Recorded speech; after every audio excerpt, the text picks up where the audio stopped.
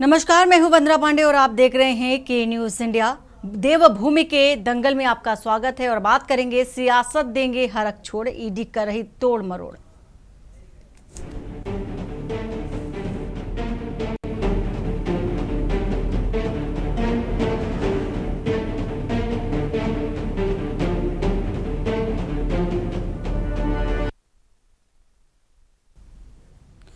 और उत्तराखंड कांग्रेस के पूर्व कैबिनेट मंत्री और वरिष्ठ नेता हरक सिंह रावत जमीन घोटाले में उनके खिलाफ ईडी की ओर से चार्जशीट दाखिल किए जाने के बाद इसे पूरी तरह से फर्जी बताया है।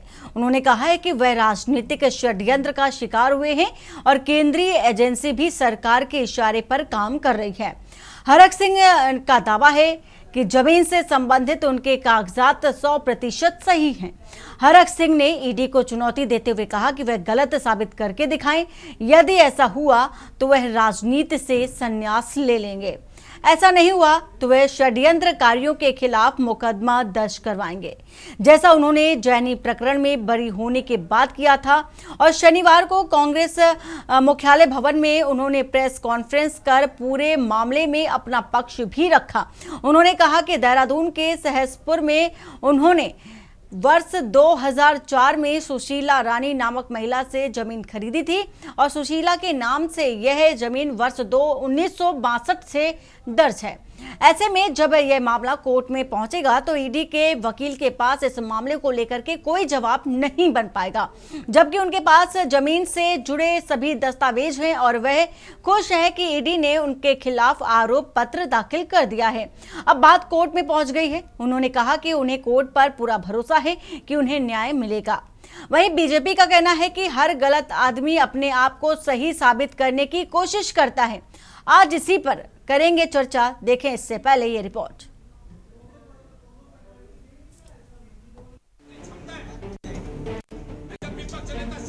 उत्तराखंड कांग्रेस के पूर्व कैबिनेट मंत्री व वरिष्ठ नेता हरक सिंह रावत पर प्रवर्तन निदेशालय ने शुक्रवार को उनकी पत्नी दीप्ति रावत समेत कुल 5 लोगों के खिलाफ देहरादून की विशेष मनी लॉन्ड्रिंग निवारण अदालत में चार्जशीट दाखिल कर दी है, जिससे कांग्रेस नेता हरक सिंह रावत की मुश्किलें बढ़ सकती हैं। हालांकि इस मामले में हरक सिंह रावत ने बड़ा ऐलान करते हुए कहा कि अगर इस केस में वो दोषी साबित होते हैं तो वो राजनीति से संन्यास ले लेंगे। यही नहीं, हरक सिंह रावत ने ईडी के अधिकारियों को भी चेतावनी देते हुए कहा कि जिस तरह उन्हें बेवजह पुराने केस में परेशान किया जा रहा है, उसका अंजाम ईडी के अधिकारी जरूर भुगतेंगे। कांग्रेस प्रदेश मुख्यालय में प्रेस वार्ता करते हुए पूर्व मंत्री और कांग्रेस वरिष्ठ नेता हरक सिंह रावत ने मोदी सरकार पर एक बार फिर केंद्रीय एजेंसियों के दुरुपयोग का आरोप लगाया और कहा कि अगर वो बीजेपी पार्टी में आज भी होते तो उनके साथ शायद इस तरह का बर्ताव नहीं होता, लेकिन क्योंकि उन्होंने पार्टी छोड़कर कांग्रेस का दामन थामा है, इसलिए उन्हें परेशान किया जा रहा है। उन्होंने ये भी कहा कि ईडी के अधिकारियों ने विपक्ष के नेताओं पर जितने केस दर्ज किए हैं उनमें से केवल 2 केस ऐसे हैं जिसमें दोषियों की सजा हुई है, जो ईडी पर सवाल खड़े करता है। मैंने चार्जशीट, इनकी फर्जी चार्जशीट है, इनकी फर्जी चार्जशीट है। हमारे कागज 99.9% नहीं, 0.1% हम गलत नहीं है, नहीं गलत, 99.9% गलत नहीं है, 100% हमारे कागज सही।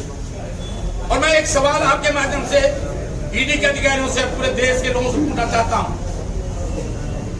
जो जमीनों के बारे में, सिविल के बारे में जिनको नॉलेज है कि कोई जमीन खरीदेगा 12 साल का रिकॉर्ड देखेगा, 30 साल का रिकॉर्ड देखेगा।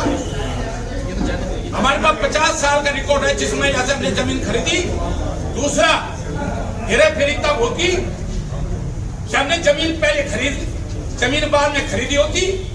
पहले सुशीला रानी के नाम पर वो जमीन एज ए राजस्व मंत्री अपना प्रभाव का इस्तेमाल करके उसके नाम पर जमीन चढ़ाई होती और तब हमने जमीन खरीदी होती। तब हम दोषी थे। 8.209 हेक्टेयर भूमि सुशीला रानी के नाम पर 60 के बाद जब जमींदारी में जमीन मर्ज होगी, उसकी 20 हेक्टेयर लैंड उसके नाम पर तब से थी।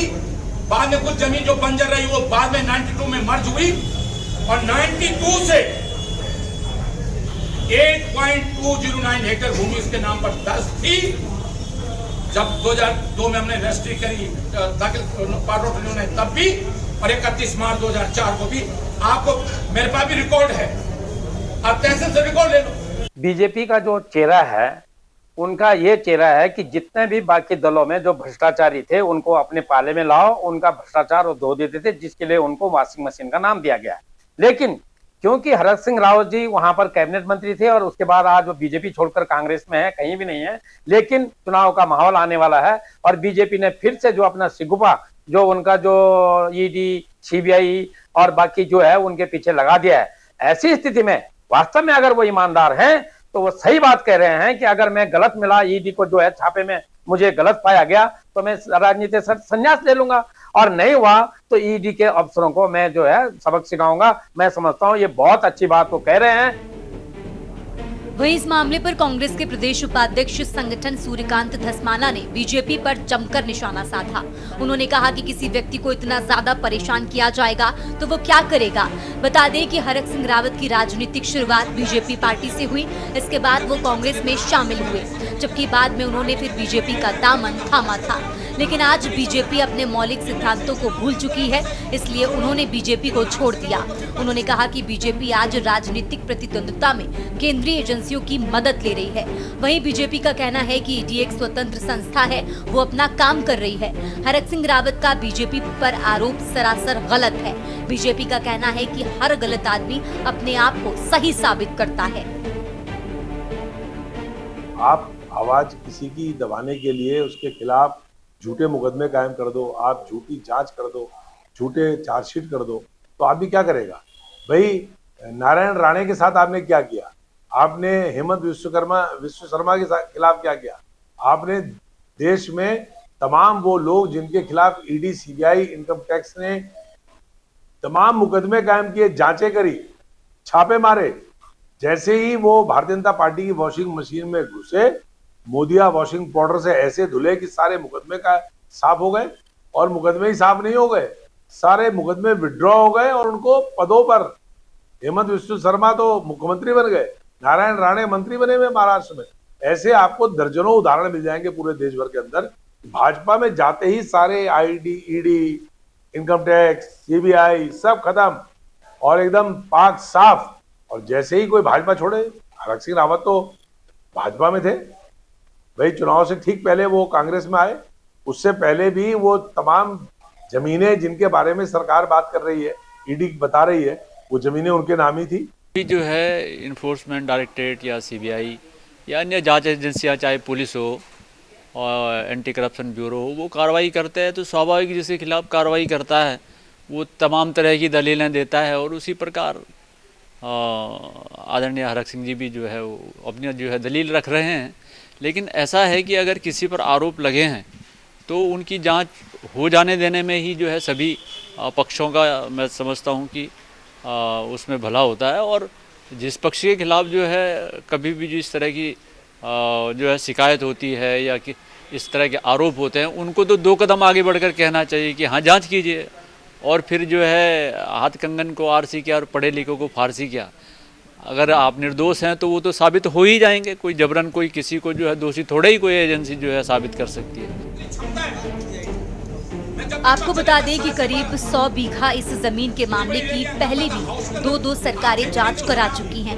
पहली बार इसकी जांच भाजपा सरकार में हुई थी, लेकिन कुछ नहीं निकला। उन्होंने कहा कि ईडी ने देश भर में 198 नेताओं के खिलाफ मुकदमे दर्ज किए, लेकिन अदालत में सब गिर गए। केवल 2 मामलों में कोर्ट ने कार्रवाई के आदेश दिए। देश में इस एजेंसी को भ्रष्टाचार, कराधान, अपराध रोकने के लिए बनाया गया था, लेकिन भाजपा सरकार इसे अपने राजनीतिक विरोधियों को परेशान करने के लिए इस्तेमाल कर रही है। हरक सिंह रावत ने ये साफ कर दिया कि यदि आरोप सही साबित होते हैं तो वो राजनीति से संन्यास ले लेंगे, और भाजपा हरक के बयानों को लेकर तंज करती नजर आ रही है। Uttarakhand desk report.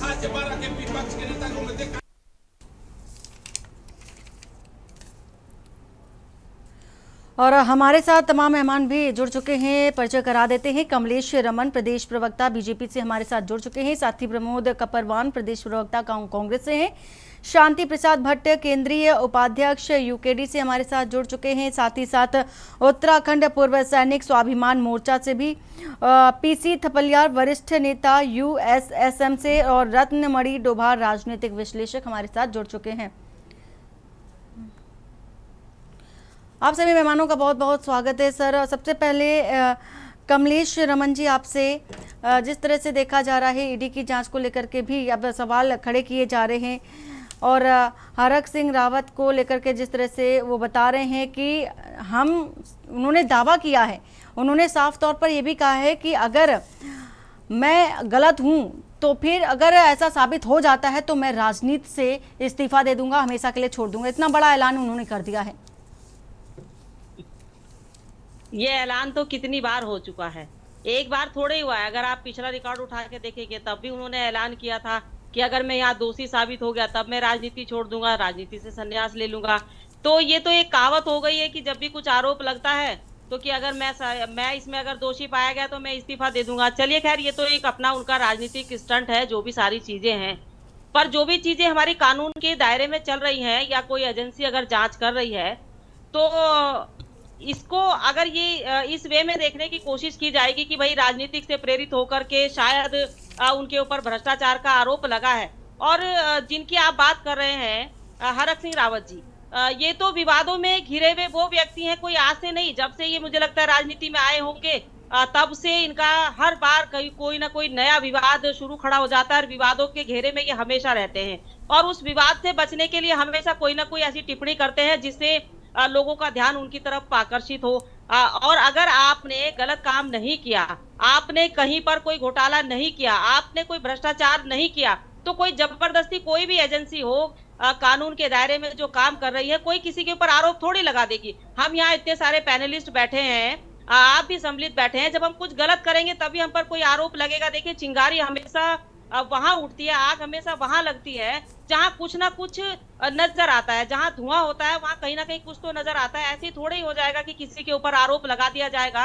अगर मैं बात करूं श्रम विभाग की, तो श्रम विभाग का तो हमारे सारे पैनलिस्ट बता देंगे कि उनके फार्म हाउस पे किस तरह की श्रम विभाग की साइकिलें और मशीनें तमाम जो जंग लग चुकी थी वहां पड़ी हुई थी। तो ये घोटाले कब क्यों है भाई?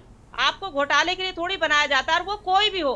खाली मैं एक उनकी ही बात नहीं कर रही हूँ, जो भी राजनीतिक स्तर पर जो भी कहीं किसी को जरूरत के हिसाब से उसको कोई ओहदा मिलता है, सम्मान मिलता है, या कहीं कैबिनेट मंत्री बनता है या विधायक बनता है या कहीं जनप्रतिनिधि बनने का काम होता है, तो उसको ये लाइसेंस तो कतई नहीं मिलता। किसी को भी हो, वो कोई भी हो, अपना हो या पराया, किसी को ये लाइसेंस नहीं मिलता कि आप गलत काम करें और गलत काम करने के बाद आप अपने आप को पाक साफ बताएं और फिर जनता को गुमराह करने का काम करें। अगर आपके ऊपर आरोप लगा है तो जाहिर सी बात है, वो अगर आपकी जांच चल रही है और उस जांच में आप सही पाए जाते हैं तो मुझे लगता है एजेंसी कोई ऐसे जबरदस्ती तो आपको जेल में नहीं डाल रही, जबरदस्ती आपके ऊपर चार्जशीट नहीं लगा रही, जबरदस्ती आपके ऊपर आरोप नहीं लगा रही। लेकिन कहीं ना कहीं कुछ तो है, दाल में कुछ तो काला है, जो इतने वर्षों से ये जांच चल रही है। उस जांच में अब 5 लोगों के खिलाफ चार्जशीट दाखिल हुई है। बिल्कुल, सारी चीजें ठीक है कमलेश जी। प्रमोद जी, दाल में कुछ तो काला है, अगर ईडी जांच कर रही है तो करने दीजिए, दिक्कत परेशानी क्या है? देखिए, दाल में अगर काला भी था तो वो भारतीय जनता पार्टी में ही था। हमारे यहाँ तो हरक सिंह जी जब आए तो उसके बाद में ऐसा कुछ है नहीं कि जिससे खाने कमाने का धंधा हो। और निश्चित रूप में हमारी जांच एजेंसियां अगर जांच कर रही हैं तो जांच होनी चाहिए भाई, इसीलिए वो बनाई गई है कि कोई संदिग्ध है तो उस पर जांच होनी चाहिए। लेकिन भारतीय जनता पार्टी की जांच पे तब जो है उंगलियां उठती हैं भारतीय जनता पार्टी के शासनकाल में जब जांच होती हैं, और उन जांचों पे इसलिए उंगलियां उठती हैं कि इससे पहले जितने भी ताकतवर जो लीडर थे लगभग देश के अंदर 200 के आसपास जिनकी जांचें हुई, जिनकी जो है जिनको बहुत प्रताड़ित करने का काम जांच एजेंसियों के द्वारा किया गया, और जब उन्होंने अपना बोरिया बिस्तर बांध करके वो भारतीय जनता पार्टी की संस्था उन्होंने ली तो किसी को मुख्यमंत्री बना दिया गया, किसी को उप मुख्यमंत्री बना गया, किसी को जो है मंत्री बना दिया गया। तो तब जाकर के जो है इनकी जो कार्य प्रणाली है उस पे जो है उस पे वो जो है संदिग्ध के घेरे में जाती है। आप देखिए, अगर आप जो है महाराष्ट्र में अगर आप देखेंगे तो अजीत पवार जी इतने ताकतवर, या तो जो है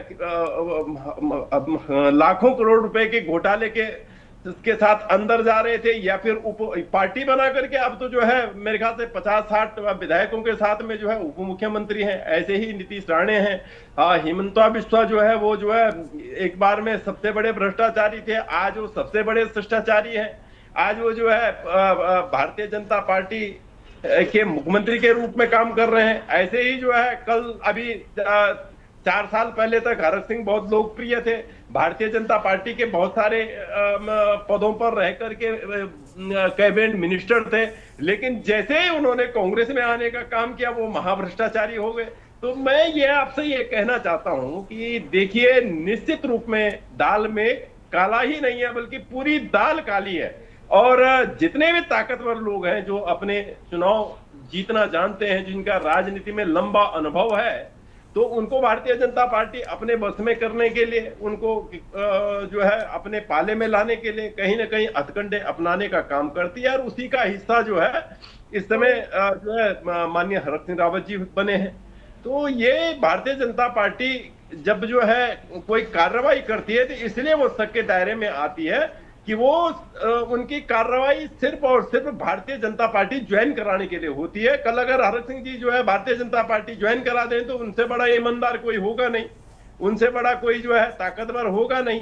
तो मैं आपसे यही कहना चाहता हूं कि भारतीय जनता पार्टी एन केन प्रकार से जो है अपने कुनबे में लाने के लिए, लोगों को कांग्रेस से अपने कुनबे में लाने के लिए इस तरह की जांचें करती है। बाकी कुछ नहीं है। आने वाला समय आप देखिएगा, हरक सिंह रावत जी जो है बिल्कुल पाक साफ निकलेंगे। निश्चित रूप में कोई ऐसी दिक्कत नहीं है, लेकिन जब तक दिक्कत है जब तक वो भारतीय जनता पार्टी के पाले में नहीं जाते। बिल्कुल। शांति प्रसाद जी, प्रमोद जी का कहना है कि दाल में कुछ काला नहीं बल्कि दाल ही पूरी काली है। क्या आप भी इसे मानते हैं कि ये कोई राजनीतिक प्रतिशोध है? देखिए वंदना जी, इसमें कोई दो राय नहीं है। यदि हरक सिंह जी भाजपा में रहते तो गणेश जोशी की तरह और इनके धन सिंह की तरह, उन तमाम नेताओं की तरह जिन पर कई तरह के आरोप लगे हैं, ये भी उसी तरीके से बिल्कुल क्लीन चिट रहते। अब क्योंकि कद्दावर नेता हैं, 90 के दशक से उत्तराखंड में राजनीति कर रहे हैं और भारतीय जनता पार्टी की पाठशाला से निकले हुए हैं, वो गुर सारे समझते हैं। और जिस तरीके से वो प्रेस कॉन्फ्रेंस करके कह रहे हैं कि मैं राजनीति से संन्यास ले लूँगा मेरे ऊपर यदि कोई आरोप सिद्ध हुआ, तो ये बताता है कि कितने टेक्निकल तरीके से उन्होंने कामों को अंजाम दिया है। इसमें कोई दो राय नहीं। ईडी ने उनके खिलाफ चार्जशीट फाइल करके कोर्ट में दे दिया। अब ट्रायल होगा, ट्रायल में क्या होता है भविष्य के गर्भ में है। मगर ये तय है, वंदना नोट कर लीजिएगा, लोकतंत्र में भारतीय जनता पार्टी ने जैसी शुरुआत करी है, सबसे ज़्यादा भाजपा के नेता मरेंगे, इसमें कोई नहीं बचेगा। आखिर इस राज्य के अंदर 1 लाख करोड़ का कर्जा हुआ और एक भी मंत्री विधायक पे कार्रवाई नहीं है। अखबार पटे पड़े हैं। जो सत्ता में सत्ताधीश रहा उसके संरक्षण में घोटाले हुए। परिणाम, आज राज्य की स्थिति बड़ी दयनीय हो चुकी है। नौकरियां यहाँ बिक रही है, संसाधन यहाँ बिक रहे हैं, खुलेआम कमीशनबाजी यहाँ हो रही है। उसके बावजूद भी जो सत्ता में बैठा हुआ ईश्वर की मूर्ति बनकर कहता है कि मैंने कोई बेईमानी नहीं करी। ये बताने के लिए काफ़ी है कि एक सत्ता ने दूसरे सत्ताधारी के ऊपर जो मुकदमा लगाया है, तो ये छेद हुआ है बेईमानों के बीच में। अब ये कब ये भांडा फूटेगा, कब बड़े बड़े नेता सलाखों के पीछे आएंगे, ये एक शुरुआत है। बहरहाल इतना जरूर है कि यदि जमीन लीगल तरीके से खरीदी है तो लीगल तरीके से हरक सिंह रावत फंसने वाले नहीं है। फंसेंगे वो केवल उस जगह पर आकर यदि आय से अधिक संपत्ति उसमें जोड़ी भी होगी कि आपने 3 दशकों में ये अरबों रुपए की संपत्ति जोड़ कहाँ से ली। यदि ये उस ट्रायल उस तरफ जाएगा तो जरूर फंसेंगे, वरना जमीन खरीद फरोख्त में तो मुझे लगता नहीं है कि कोई बहुत बड़ी कमी इन्होंने छोड़ी होगी। भाई दाखिला खारिज उसका है, जमीन खरीदी किससे खरीदी वो सामने है। अब पैसा कहाँ से आया, यदि ये पार्टी बनाएंगे तो निश्चित रूप से संकट इनको आएगा। पर बहरहाल भारतीय जनता पार्टी जिस तरीके से द्वेष की राजनीति कर रही है, इसके गंभीर परिणाम भाजपा के नेताओं को भुगतना पड़ेगा। मेरी बात नोट कर लीजिए, जिस दिन भाजपा की सरकारें गिरेंगी, भाजपा बोलने वाला नहीं मिलेगा, ना देश में ना राज्य में। जिस तरीके का अराजकता का माहौल इन्होंने बनाया है, अरे सारे कांग्रेसी तुमने अपने में मिला लिए। अब अगर आपका भाजपा में छोड़कर अगर कांग्रेस में आ गया तो आपको दिक्कत क्या हो रही है? तो ये सवाल है, देखते हैं आगे क्या होता है। बहरहाल उनका चैलेंज भारतीय जनता पार्टी के लिए चुनौती है। यदि वो बरी होती हैं तो भारतीय जनता पार्टी के मुंह पे तमाचा होगा। बिल्कुल, ईडी की कार्रवाई में क्या होता है देखने वाली बात होगी। फिलहाल यहाँ पर वक्त हो चला एक छोटे से ब्रेक का। ब्रेक के बाद जल्द वापस लौटते हैं। आप देख रहे हैं के न्यूज, खबरों का सारथी।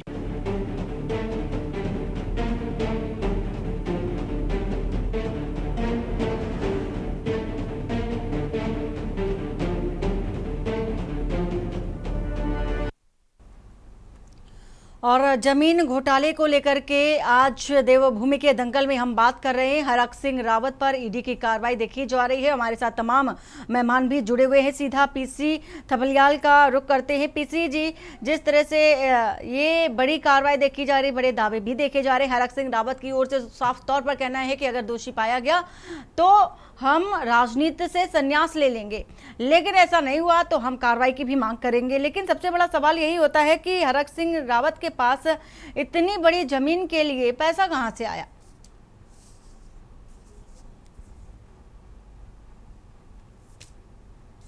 अनम्यूट कर लीजिए सर।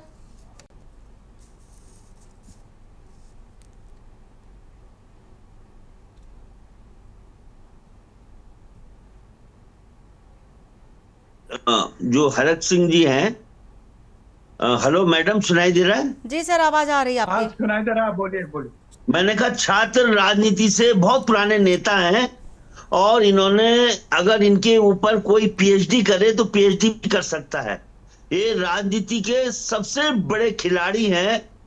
यूं कहिए कि जब आंदोलन हुआ था तो एक बार में इन्होंने भाजपा छोड़कर इन्होंने अलग हमारे साथ मोर्चा में आए थे और पौड़ी में मोर्चा का हमने संयोजक बनाया। और उसके बाद ये एक महीने बाद जम करके जनता दल से बसपा, यानी बिल्कुल अगर कहीं राजनीति का वो एक ऐसा खिलाड़ी जिसका कोई विचार नहीं, कोई धर्म नहीं, कोई दीन कुछ भी नहीं है। ये कसम भी इन्होंने एक बार धारी देवी की कसम खाई कि अगर ऐसा होगा तो मैं छोड़ दूंगा, लेकिन वो कसम एक बार नहीं, जो ये कसम खा रहे हैं ये तीसरी चौथी बार है। उनको पता है कि जनता भूल जाती है और जनता उसको सलाम करती है जो दबंगई से रहता है। ये इन्होंने जान लिया है जनता का रुख। लेकिन मैं धामी को सल्यूट करता हूं कि धामी ने इसके गरेवान में हाथ डालने की हिम्मत की है, क्योंकि अभी तक राजनीति में क्या थे, यहां तो सब हमाम में नंगे हैं और सब भ्रष्टाचारी है। और इसलिए डरते थे, भाजपा और कांग्रेस से डरती थी, कांग्रेस भाजपा से डरती थी कि कल ये सत्ता में आएंगे। लेकिन अब उनको पता लग गया कि लगता है कांग्रेस अब सत्ता में नहीं आएगी। ये सेल्फ कॉन्फिडेंस, ओवर कॉन्फिडेंस है धामी का कि धामी ने इस ठाकुर नेता के गरेवान में हाथ डाल दिया। अब देखिए आप इस लड़ाई को किस तरह से अंजाम मिलेगा, क्योंकि जिस जमीन के ऊपर ये तमाम केस चल रहा है, इस जमीन के बारे में बहुत पुराना केस है। जब वो राजस्व मंत्री थे तब उन्होंने अपने नाम पे कर ली थी। ये इस राज्य का दुर्भाग्य है कि इस राज्य को आज दिन तक एक भी ईमानदार नेता नहीं मिला, चाहे वो हमारे क्षेत्रीय दलों से क्यों न रहा हो। हमने जब कभी भी मौका मिला है हमने इसका फायदा उठाया है, उसमें तमाम लोग उत्तराखंड में। अब बताइए कि इस व्यक्ति ने जब इस जमीन को 60 बीघा अपनी दीप्ति पुरानी मिसेस के नाम पे किया और 40 बीघा जमीन राणा के नाम पे किया, तो मैंने कहा यार बड़ा ईमानदार आदमी है। क्या इंसाफ का तराजू है इस व्यक्ति का कि ये दोनों को सेटिस्फाई कर रहा है। और उस जमीन का, मैं क्योंकि मैं उस जमीन को पूरा तौर से जानता था कि किस तरह से सुशीला रानी का, किस तरह से वो एक व्यक्ति आया जिसने इसको मैनेज किया, किस तरह से ये जमीन इनके नाम पे हुई। नाम पे होने के बाद एक बड़ा कॉलेज भी खुल गया। खाली यही नहीं है कि ये जमीन के पैसे कहां से आए, इतने बड़े कॉलेज के लिए पैसे कहां से आए। उसमें जो जनरेटर लगा उसको तो उठा के लाए अभी, सबने देखा कि जनरेटर वो उस मिनिस्ट्री का था, श्रम मंत्रालय का जनरेटर वहां फिट था, उसको उठा के लाए। ये सबने देखा। इस व्यक्ति ने जब कभी भी, सबसे बड़ा कुशल नेता ये ऐसा है, जब कभी भी जो भी मंत्रालय संभाला, उस मंत्रालय का खजाने का पता तो हमें तब लगा जब हरक सिंह ने वो मंत्रालय संभाला। हरक सिंह ने जब सैन्य कल्याण मंत्रालय संभाला तो ये हमारे उपनल के रुपयों को, करोड़ों रुपयों को ऐसे उछाला इन्होंने। अपनी कॉन्स्टिट्यूंसी में, रुद्रप्रयाग में यहां लगाएंगे, वहां लगाएंगे। बेचारे बहुत मेहनत से सैनिकों का कमाया हुआ पैसा को इस व्यक्ति ने ऐसे उड़ाया। और उसके बाद जो उपनल सैनिकों के लिए बना था, उसको भी ध्वस्त करने वाला यही व्यक्ति है। ये व्यक्ति जब श्रम मंत्री बना तो इसने श्रम मंत्रालय की पूरी मशीनें लैंसडाउन में पहुंचा दी। लैंसडाउन में इसलिए पहुंचा दी कि उसका टारगेट था, बाद में देखा होगा उसकी बहू को उसने टिकट दिलवाई और लैंसडाउन से चुनाव लड़ाया। देखिए क्या। और हमने जब हम रक्षा मोर्चा से चुनाव लड़ रहे थे रुद्रप्रयाग में, तो ये व्यक्ति एकदम से लास्ट वीक में वहां पे आया चुनाव लड़ने के लिए रुद्रप्रयाग में, और इसने हमारा कैंडिडेट बहुत आगे चल रहा था। इसके आने से ही हमारा कैंडिडेट, तब मैंने देखा कि इसने क्या किया यार। हम तो कहीं भी जा रहे हैं, 50,000 रुपए हमारे पकड़ के, हमारे ब्रिगेडियर को पकड़ के पुलिस ने थाने में रख दिया। लेकिन इस व्यक्ति को कोई पकड़ ही रहा है, ये तो पैसे पूरे रुद्रप्रयाग में उड़ा रहा है। उसका भी मैंने पता किया, तभी मैंने कहा कि इसके ऊपर पीएचडी की जा सकती है। अभी मैं इस चैनल में नहीं बता सकता कि उसने क्या किया। रुद्रप्रयाग में सारी गाड़ियां एकदम हायर कर दी, किसी भी विपक्ष के उम्मीदवार के पास गाड़ियां हायर करने के लिए, जीपें, क्योंकि जीपें मूल ताकत होती है प्रचार के लिए, उसको सब ले लेता है। देखिए आप इसकी ताकत, ये कहीं भी हारता नहीं है।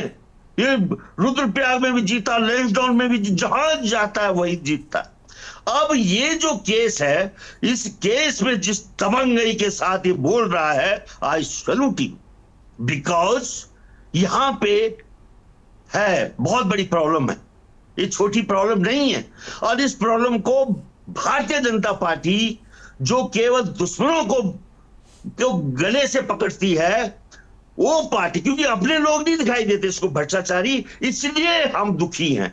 हम दुखी हैं कि इनकी जो भ्रष्टाचारियों की जमात, जो भ्रष्टाचार का खेल इस समय भारतीय जनता पार्टी यानी धामी सरकार कर रही है, उसको कोई नहीं पकड़, उसके लिए कोई ईडी नहीं है, कोई सीबीआई नहीं है। ये दुख होता है हमें, ये दुख होता है कि 42 सालों के बाद मिला हुआ ये राज्य लुटेरों के हाथ में खेल रहा है, लुटेरों के। इसलिए दुख होता है हमें कि यहाँ पे जिस तरह से तमाशा मचा हुआ है, उस तमाशे के हम मूक दर्शक बन के रह गए हैं और ये रस्में और कस्में खा रहे हैं, जो कि पूरे हर मंत्रालय में नंगा नाच नाचा जिन्होंने।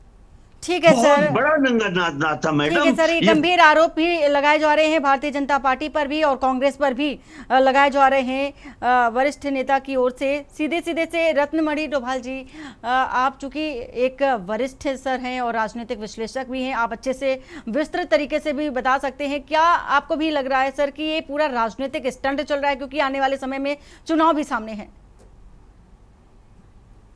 वंदना, देखिए राजनीति तो है ही इसमें, और इसमें जो कुछ हो या नहीं हो, लेकिन एजेंसियां वगैरह जब काम करती हैं और जब ये डिबेट वगैरह होते हैं, जो चर्चा होते हैं, जैसे अभी मैडम कह रहे थे बीजेपी प्रवक्ता, कुछ ना कुछ तो होगा। तो ये जो कुछ ना कुछ हो जाता है बिना उसके, तो ये एक राजनीतिक व्यक्ति है, सोशल वर्कर है, तो उसकी जो छवि है वो छवि पे दाग तो लग जाता है और वो उस पर चर्चा होती। मेरा ये कहना है कि ये, लेकिन ये एक तरफा कार्रवाई होती है। इनके यहाँ अपने यहाँ जो कोई अपने ग्रेवान में झांकने देखने के लिए तैयार नहीं है। ये भी इस हरक सिंह रावत भी इसी प्रदेश का है और जो बाकी बीजेपी में भी है वो भी इसी प्रदेश के लोग हैं। उन्होंने भी लड़ाई लड़ी है और दूसरे लोगों ने भी लड़ी है, लेकिन ये बिल्कुल साफ सुथरे हैं और बाकी जो उनके साथ नहीं है वो सब गए हुए सब भ्रष्ट है। निश्चित रूप से जितने भी आज की तारीख में चाहे भाजपा में हो कांग्रेस में हो किसी की भी जांच करा लीजिए, ये इनके जो अपने शपथ पत्र हैं जो ये चुनाव में खड़े होने के लिए वहां जो शपथ पत्र देते आएगा उसी के आधार पर अगर इनके विधायकों का मंत्रियों की जांच करा ली जाए तो कोई भी बाहर रहने वाला नहीं है। इनके ये तो कटघरे में खड़े होने वाले सारे।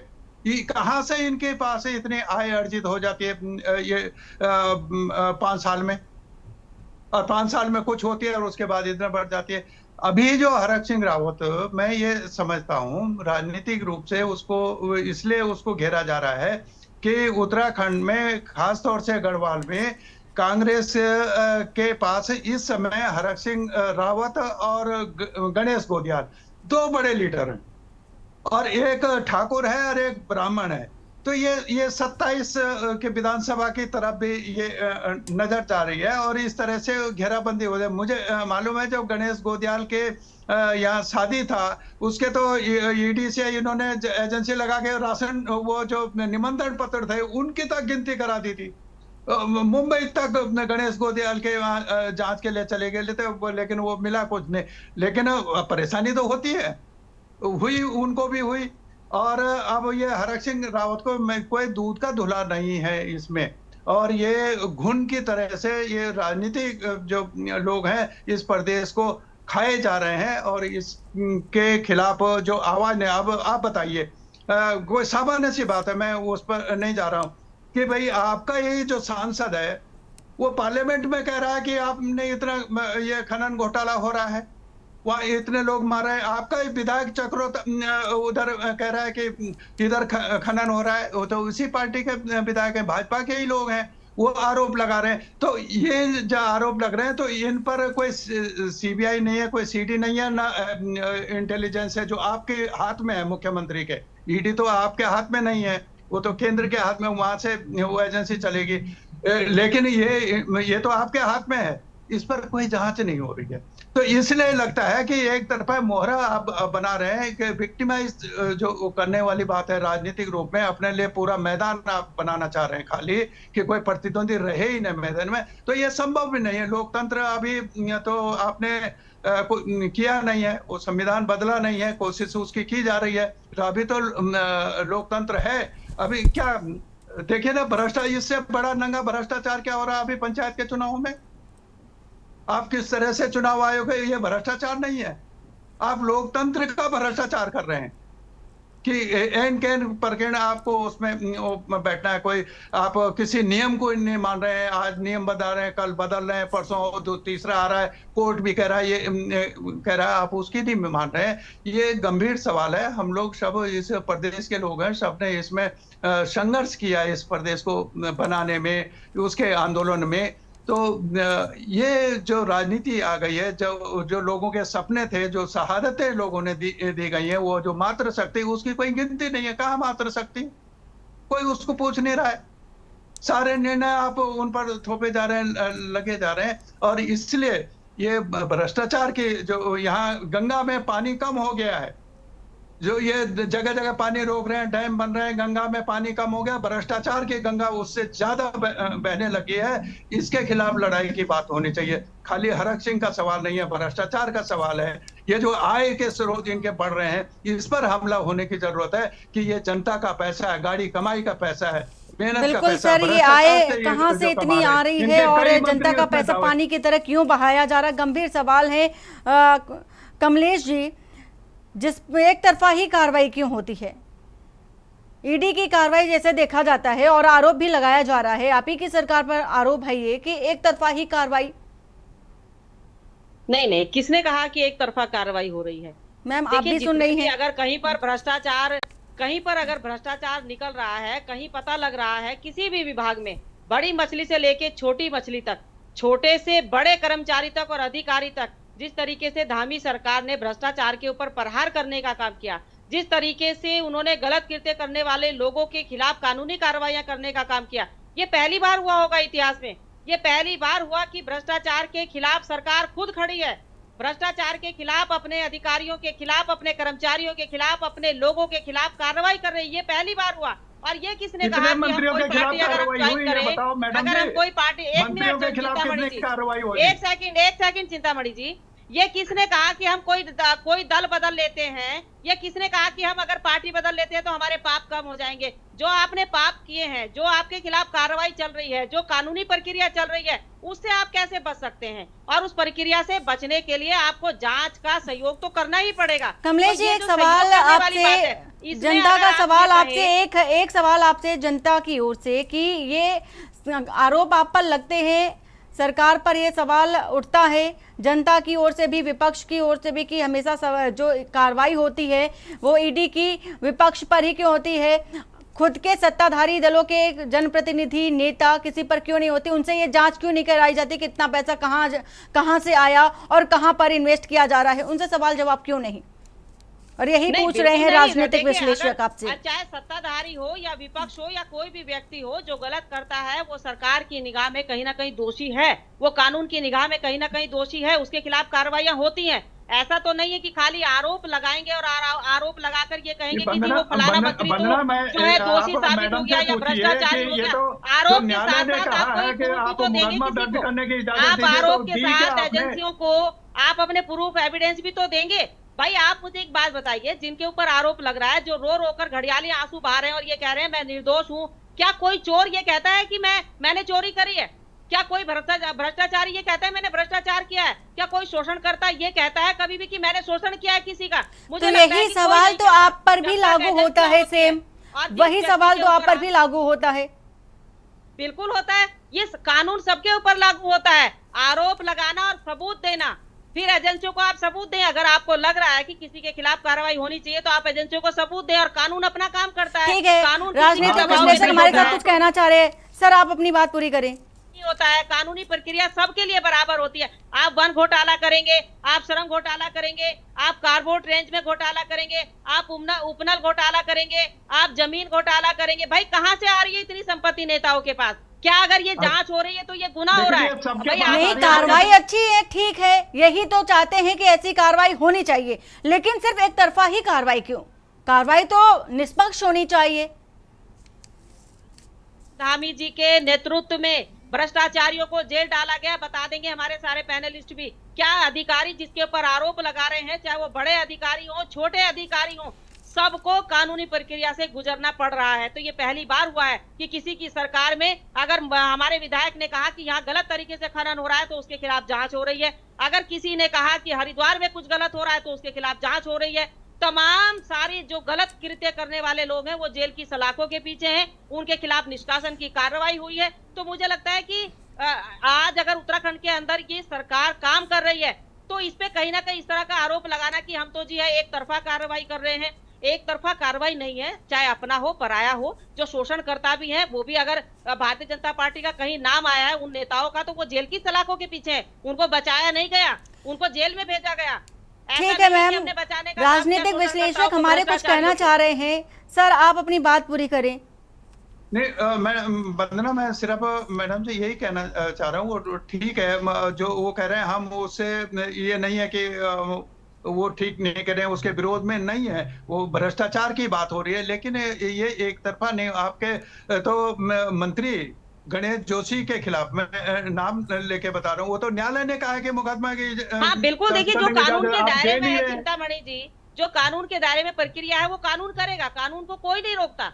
और तो ना सरकार रोक सकती है, ना आप रोक सकते हैं, ना हम रोक सकते हैं, कोई नहीं रोक सकता इस चीज को। देखिए मैंने कहा जो दोषी होगा वो कितना बड़ा हो वो भी कानूनी प्रक्रिया में आएगा, वो कितना छोटा हो वो भी कानूनी प्रक्रिया में आएगा। लेकिन ये कह देना कि जी मैं पाक साफ हूँ, मैंने कोई दोष नहीं किया, मैंने कोई कुछ काम नहीं किया। आज मैं पहली बार डिबेट के अंदर पीसी थपलियाल जी की बात से इसलिए सहमत हूँ कि आज उन्होंने कहीं ना कहीं सच्चाई को सामने रखा है। मैं सहमत हूँ इस चीज से, मैं सारे पैनलिस्ट से सहमत हूँ, क्योंकि भ्रष्टाचार के खिलाफ हमारी लड़ाई है, सबकी लड़ाई है, और ये भ्रष्टाचार मुक्त उत्तराखंड होना ही चाहिए, चाहे छोटा हो, बड़ा हो, नेता हो, कर्मचारी हो, या कोई फोर्थ क्लास का कर्मचारी हो, मुझे लगता है कि उनके खिलाफ कार्रवाई होनी चाहिए। और सरकार बखूबी ये कोशिश कर रही है कि कोई भी ऐसा व्यक्ति, चाहे वो सरकार में रहते हुए हो, चाहे वो जो है विभाग में रहते हुए हो, चाहे वो कर्मचारी हो या एक अन्य साधारण व्यक्ति हो, गलत करेगा तो वाकई कानूनी प्रक्रिया से गुजरना पड़ेगा। किसी का सहयोग नहीं है, शोषणकर्ताओं के लिए कोई जगह नहीं है,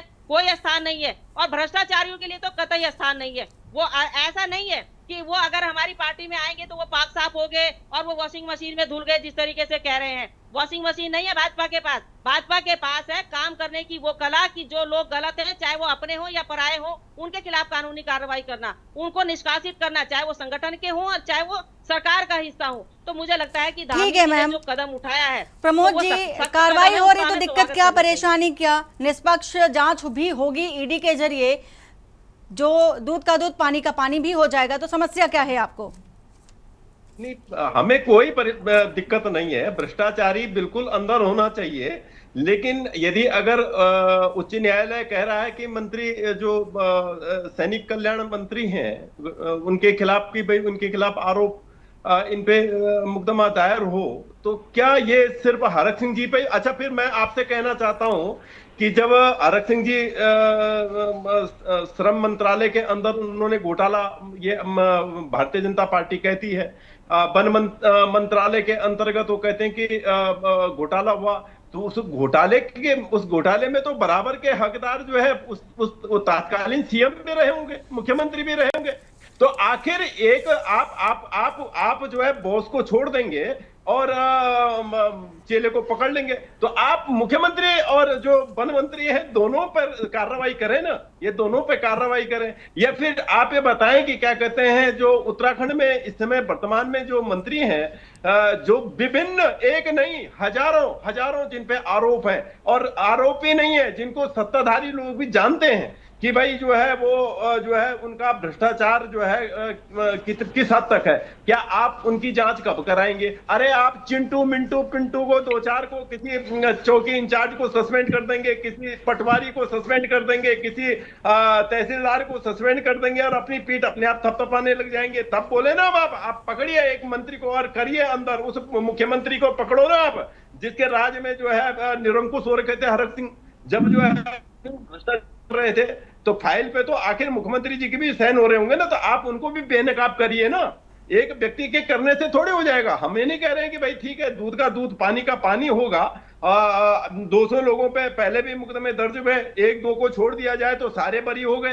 तो ऐसे हरक सिंह जी भी जो है ठीक है, हरक सिंह जी इस समय जो है कांग्रेस में है और विपक्ष में है, तो उनको आप परेशान करो, और अगर उन्होंने घोटाला किया होगा तो भाई देखिए निश्चित रूप में उनको भोगना पड़ेगा। लेकिन यदि आप अभी जैसे थपलियाल जी कह रहे थे कि इनके पास अकूत पैसा कहां से आया, तो मैं आपको बताना चाहता हूं कि उत्तराखंड बनने से पहले से और उत्तराखंड बनने के आज तक हरक सिंह हमेशा मंत्री रहे, बहुत सीनियर मिनिस्टर रहे, बहुत सीनियर, जिन्होंने जो है इस राज्य के लिए बहुत कुछ काम करने का काम किया।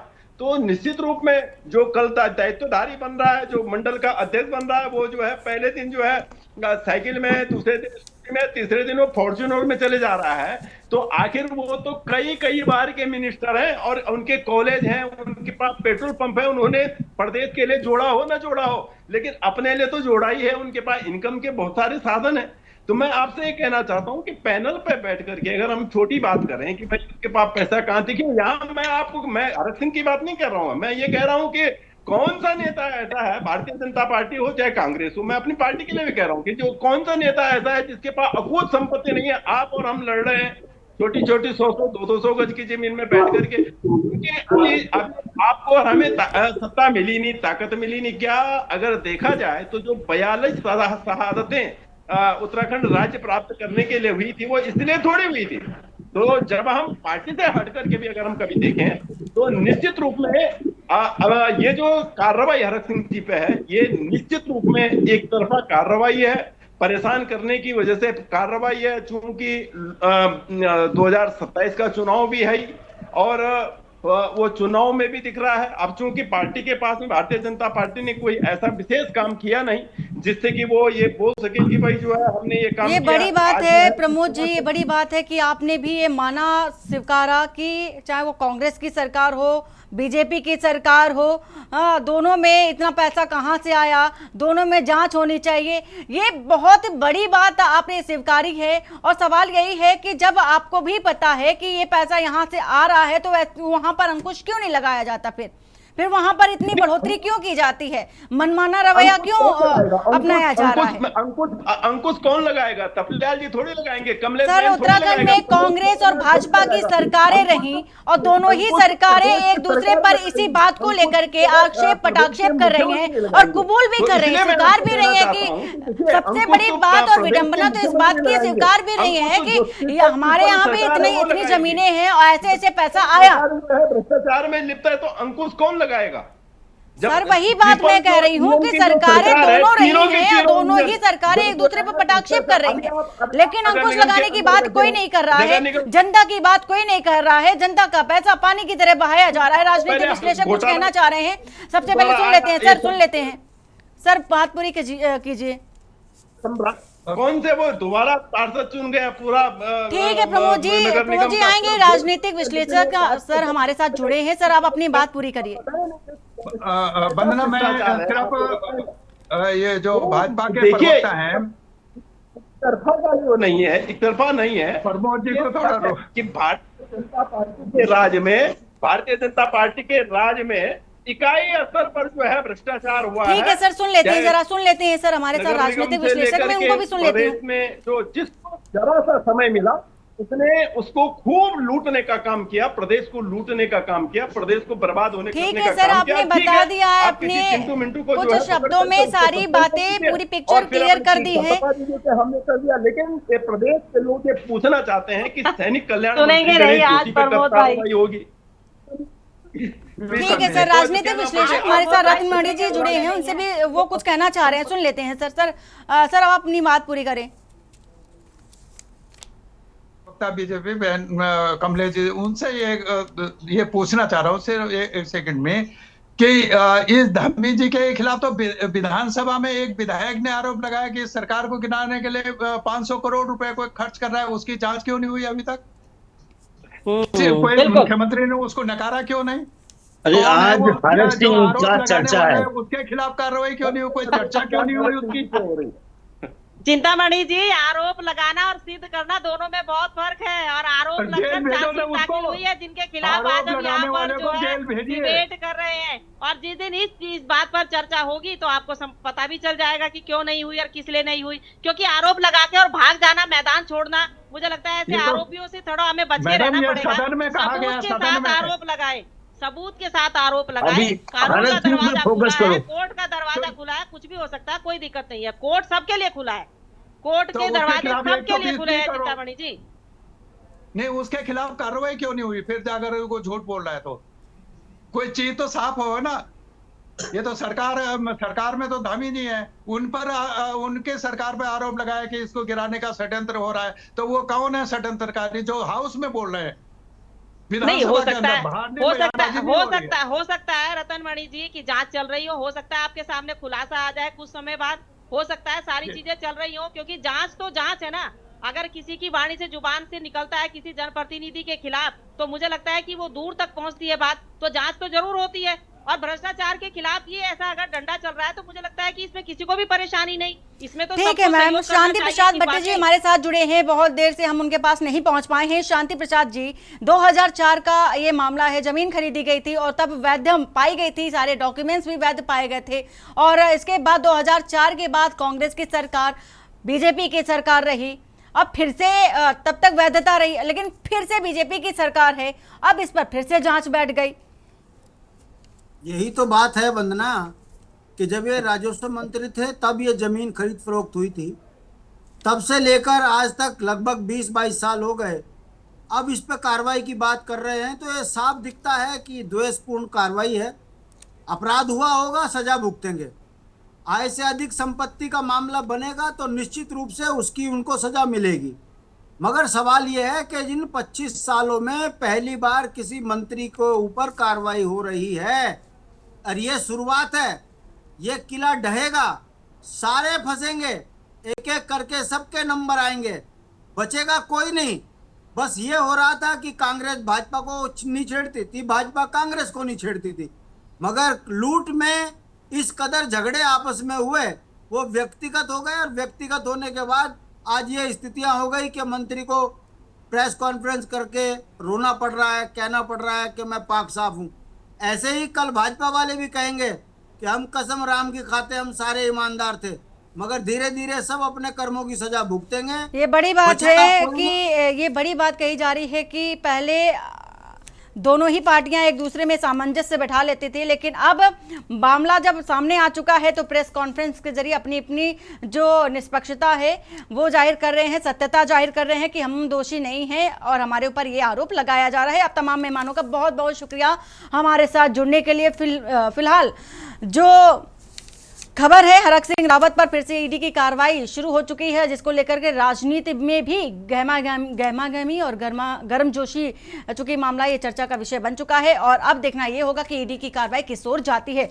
देवभूमि के दंगल में फिलहाल इतना ही। बाकी की खबरों के लिए बने रहिए आप के न्यूज़ इंडिया के साथ। नमस्कार।